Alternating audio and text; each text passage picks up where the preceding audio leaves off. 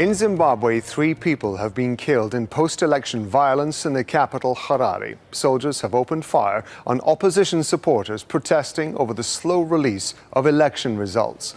Just a few moments ago, the security forces started moving in down this street. They blocked the section of the road just up there as these protesters moved their way further towards the security forces. The opposition says that it is officially boycotting the referendum, but that hasn't stopped protests like this one happening since last October when the reforms were announced. Several of them over the last few months have ended up like this, with the security forces and the opposition facing off in the streets. Soweto has been described as the heart of Africa. It's a mixture of cultures and religions. There's prosperity here and there's also poverty. People here say that Ramaphosa can succeed, but only if he remembers where he's from. After the defeat of ISIL, there have been roads that have been opened between Baghdad and Fallujah, but they're peppered with security checks. And that journey can take anything up to several hours. But this train doesn't stop for checkpoints.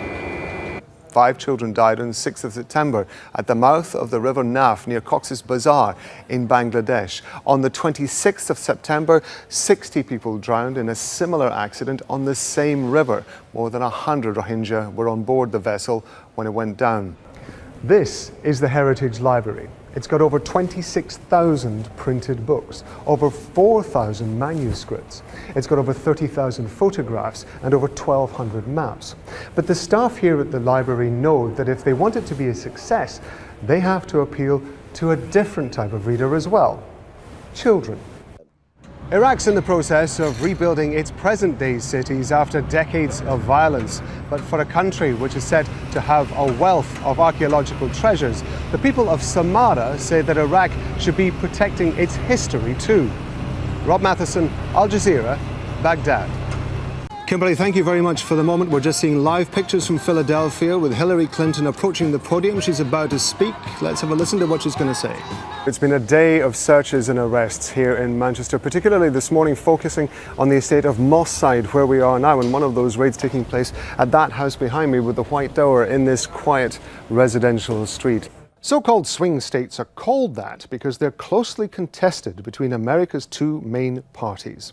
At each election, they can swing between Republicans and Democrats, but the states that fall into that category change over time.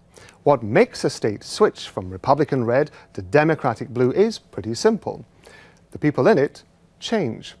The government of Oman doesn't issue official statistics to show the number of Yemenis there are in the country. People who've been injured in the fighting or people who've escaped here and need medical treatment have been treated by the hospitals here. But Oman is very concerned that the fighting in Yemen is going to spill over the border.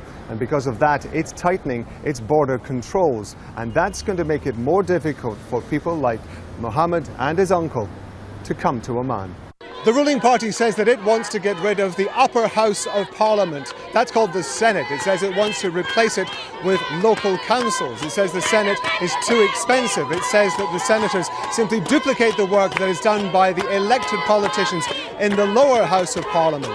But critics of that, like these people here on this march today, say that the Senate is the only political brake on the power of the president. How strong is the argument that the White House has misjudged when to pull troops out of? In 2006, Libya had a lot of money from oil sales. Sanctions were being lifted, and people wanted to help Libya spend it. They included Goldman Sachs. You can see just some of the tributes that have been arriving here this morning. This pile has been growing and growing and edging out further and further as the morning has been going on. And we were talking to some of the people who were lining up down the streets to come to pay their tributes.